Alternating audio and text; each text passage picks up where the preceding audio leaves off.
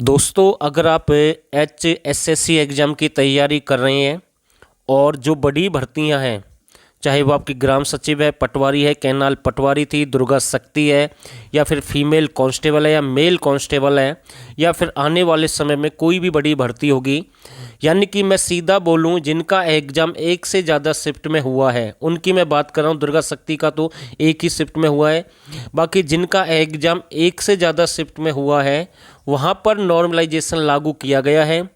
और ये जो फाइनल रिजल्ट है वो किस हिसाब से तैयार किया गया है वो भी बताऊंगा इस वीडियो में।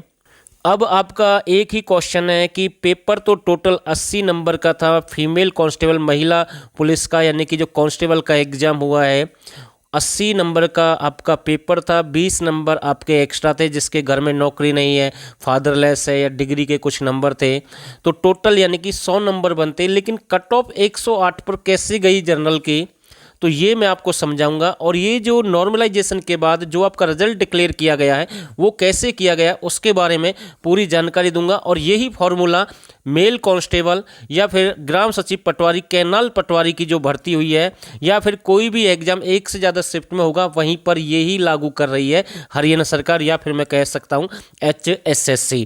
तो अब मैं आपको समझाने की कोशिश करूँगा। अगर आप किसी भी एग्ज़ाम की तैयारी कर रहे हैं तो ये वीडियो आपके लिए बहुत ही ज़रूरी है। अब थोड़ा सा समझने की कोशिश करना, मैं आपको समझाने की कोशिश कर रहा हूँ। जब फीमेल कांस्टेबल का एग्ज़ाम हुआ था, फीमेल कांस्टेबल का जब एग्ज़ाम हुआ था 80 यानी कि नंबर का एग्ज़ाम हुआ, 100 क्वेश्चन थे भाई उस एग्ज़ाम में, और 3 शिफ्ट में आपका एग्ज़ाम हुआ था।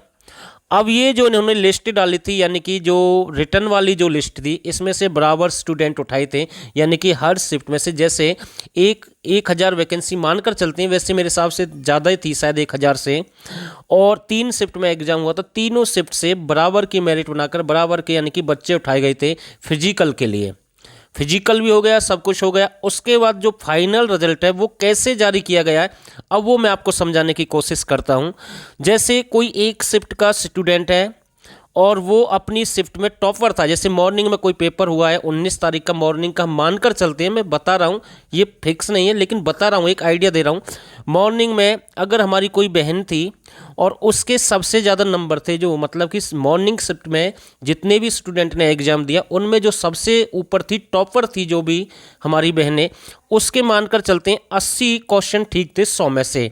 जो टॉपर था उसे इन्होंने 100% मान लिया अपने आप में, और इनके बाद में मानकर चलते हैं 7 या 8 नंबर इन पर एक्स्ट्रा थे बाद में, जैसे घर में नौकरी नहीं है, डिग्री इनके पास में हो, तो ऐसे 8 इनके बाद में एक्स्ट्रा थे। तो ये जो 80 है ना, जिसके 80 क्वेश्चन ठीक थे, हो सकता है 90 भी ठीक हो, 85 भी ठीक हो, लेकिन एक आइडिया बता रहा हूँ, तो ये अपने आप में अपनी शिफ्ट में टॉपर थी, तो इनको 100% दिया गया है, और 8 ये एक्स्ट्रा हो गए, तो यानी कि 108 ऐसे ही ये फाइनल कट ऑफ बनाई गई है। अब दूसरा जो इससे नीचे है, जिसके मानकर चलते हैं 79, और उन्हें जो परसेंटेज निकाली है, यानी कि जो 100% थी 80, इन्होंने निकाला 80 नंबर का, 80 क्वेश्चन का 100% मानकर चले हैं, तो ऐसे ही 79 जिसके थे, इससे एक क्वेश्चन कम है, उसको उन्होंने इससे नीचे मान लिया हो 99%, यानी 100 से एक कम कर दिया, यहाँ भी एक क्वेश्चन कम कर दिया, तो इसका 99 तो ये बन गए परसेंटेज के अकॉर्डिंग। और इनके बाद में मानकर चलते हैं 8 क्वेश्चन इन पर बाद में, तो कितने हो गए, 107 हो गए। तो मतलब कि ऐसे कट ऑफ बनाई गई है जो यानी कि टॉपर थे, यानी कि ऐसे ही 100, 99, 98, 97 ऐसे डाउन किए कट ऑफ, परसेंटेज के अकॉर्डिंग, नंबर के अकॉर्डिंग नहीं। अब किसी के 78 क्वेश्चन ठीक है तो उसका परसेंटेज निकाल दिया, उसके 98% हों, और बाद में जो नंबर है वो ऐड कर दिए, टोटल इतने बन गए। ऐसे सिलेक्शन हुआ है हर शिफ्ट से। तो मतलब कि हर शिफ्ट का तो मैं नहीं कहूँगा, मतलब कि टॉपर उठा लिए, ये जो जानकारी है उसके अकॉर्डिंग हम आपको बता रहे हैं। अब यहाँ पर बेनिफिट किसको हो रहा है, जैसे इन्होंने लिस्ट लगाई है उसके अकॉर्डिंग मैं आपको बता रहा हूँ। जिन पर बाद में ज़्यादा नंबर हैं वो सीधे करीब जा रहे हैं सिलेक्शन के, यहाँ से जो जानकारी मिल रही है। बाकी HSSC ही बताएगा भाई क्या फॉर्मूला, कैसे कट ऑफ बनी है। ये एक आइडिया लगाया गया है जो आपकी 100 प्लस गई है, और ये ऐसे ही हर भर्तियों में होगा नॉर्मलाइजेशन के बाद जो बड़ी भर्तियाँ होंगी।